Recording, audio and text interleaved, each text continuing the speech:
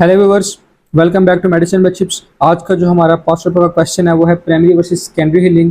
It's an important question और काफ़ी दफ़ा पास्ट पेपर में ये पूछा गया है। सो अगर आप हमारे चैनल पर नए हैं तो हमारे चैनल को सब्सक्राइब करें, लाल घंटे को ज़ोर ज़ोर से दबाएं। देखिए, आपने कोटेशन सुनी होगी कि an apple a day keeps the doctor away. ठीक है, एक से ब्रोस करेंगे तो आप डॉक्टर से दूर रहेंगे। लेकिन एक बात बता दूं कि वो डॉक्टर से दूर रहेंगे लेकिन अंकल चिप्स के पास आएंगे। क्यों? क्योंकि देखें, जब आप हेल्दी रहेंगे तो ही आप अंकल चिप्स की वीडियोस देख सकेंगे ना। अगर आप बीमार होंगे तो फिर तो अपना टेस्ट की तैयारी करेंगे, अंकल चिप्स की वीडियोस देखेंगे।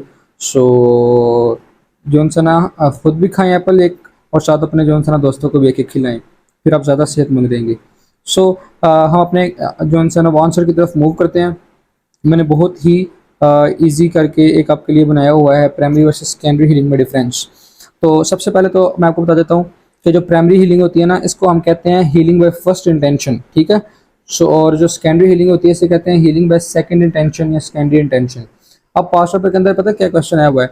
Differentiate primary versus secondary healing, और ये भी आया हुआ है कि difference between right on the difference between healing by first and the second intention. तो इस तरह से भी आपको आना चाहिए।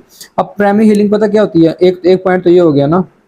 दूसरा पॉइंट होता है कि जो प्राइमरी हीलिंग होती है ना, वो होती है अनइन्फेक्टेड एरिया के अंदर, क्लीन या अनइन्फेक्टेड एरिया के अंदर कोई इंसिजन वगैरह हो जाए तो वहाँ पर जो हीलिंग होती है ना उसे कहते हैं प्राइमरी हीलिंग। और कहीं इन्फेक्टेड एरिया हो गया, कहीं पे आपको चोट लगी या इन्फेक्शन हुई थी, उसके बाद वहाँ पे जो हीलिंग होगी उसे कहेंगे सेकेंडरी हीलिंग।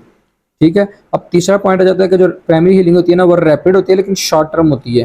ठीक है, जल्दी जल्दी होती है, और क्या उसे कहते हैं, थोड़ी देर के लिए होती है। ये जो उनसे होता है सेकेंडरी हीलिंग, ये जो उनसे ना वो बहुत आस्ता आस्ता होती है और वो लॉन्ग टर्म चलती है। ठीक है, slow but long term process है। फोर्थ पॉइंट आ जाता है कि अब जो प्राइमरी हीलिंग है इसमें लेस इन्फ्लेमेटरी रिएक्शंस होते हैं। ठीक है। फिफ्थ के लेस स्कार फॉर्मेशन है, इसमें अपने लेस लेस करते जाना है और सेकेंडरी में अपने मोर कर देना है। देखिए, इसमें लेस इन्फ्लेमेटरी रिएक्शंस हैं और सेकेंडरी में मोर इन्फ्लेमेटरी रिएक्शंस हैं। प्राइमरी में लेस स्कार फॉर्मेशन है और सेकेंडरी में मोर स्कार फॉर्मेशन है। प्राइमरी में लेस लॉस ऑफ फंक्शन है, सेकेंडरी में मोर लॉस ऑफ फंक्शन है। सॉरी। और प्राइमरी में देखें लेस टिश्यू ग्रेनुलेशन की फॉर बनता है, जबकि जो सेकेंडरी में मोर टिश्यू ग्रेनुलेशन होती है। प्राइमरी में वोन कंट्रक्शन नहीं होती, जबकि सेकेंडरी के अंदर मोर वोन कंट्रक्चर होती है। अब इसकी एग्जांपल क्या है देखें।